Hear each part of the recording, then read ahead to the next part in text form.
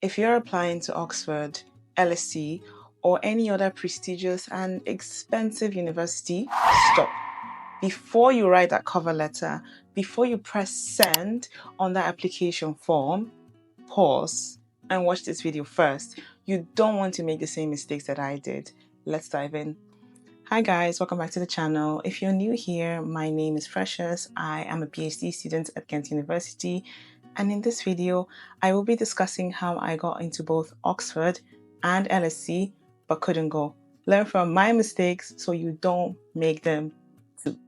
Now, the last mistake I made was by far the biggest, and I feel that everyone can really learn something from this, even if you are not a student. In 2023, I was finishing up my master's, and like many people at that phase, I was thinking about the next steps. I knew I wasn't really ready to jump into the workforce just yet, and so that's when I started thinking about doing a second master's degree. But I also knew I didn't want to stay in Belgium. I needed a new experience, a new environment, a change, if you will. And so that's when I started looking at universities in the UK. And then naturally, of course, my sights were set on Oxford and the LSE, two of the most prestigious, most expensive universities in the world. And so I got to work drafting my cover letters, reaching out to my professors for letters of recommendation, getting my transcripts together, all typical logical steps, right? Wrong. Here's where I made my first big mistake, and I'm sharing these tips so you don't make the same mistakes that I did. The first big mistake that I made was not prioritizing scholarships. I didn't start by looking at scholarships or even making a list of the ones I was eligible for. And the reason for that, if I'm really being honest with myself, is because I felt that I wouldn't get in. I mean, it's Oxford and LSE, and the acceptance rate for the course I was applying to at the time was like 6% or something.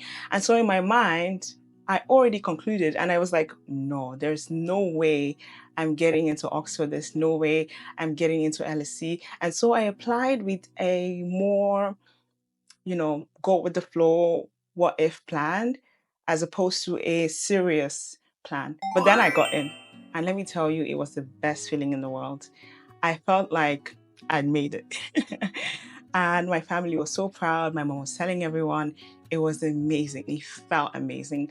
But here's the problem though. I hadn't prepared for success. I had one, maybe two scholarships in mind, but I didn't have a clear list, or a timeline of all the scholarships I could apply to or I was eligible for. And because of this, I missed the deadlines for multiple scholarship opportunities. And so the lesson learned here is if you're applying to a prestigious, expensive university, figure out first where the money is coming from, because very often the deadline for scholarships is earlier than the deadlines for universities themselves. So plan ahead, think first, where am I going to get the money from to fund this, and then apply to the universities. Does that make sense? The second mistake I made, I'm still really embarrassed about because I knew better, but I didn't do better. And that is putting all my eggs in one basket. At the start of this video, I mentioned that I had one, maybe two scholarships I could apply to. Actually, it was just one scholarship. And that is something called the Backfired scholarship, offered by the Flemish government to the best students from, Flemish universities to study abroad at these prestigious institutions, so Yale, Stanford, Oxford, and so forth. And so I felt that I was a perfect fit for this scholarship. I had great grades, I was fluent in Dutch, and I felt very confident about my chances at least. But here's where I went wrong. I didn't read the fine print. And so it turns out, because Dutch isn't my mother's tongue, so to speak, I had to take a very high level Dutch proficiency exam. I think it was C1, C2, something like this. I don't quite remember the name. And I only discovered this a few days before the deadline for the scholarship.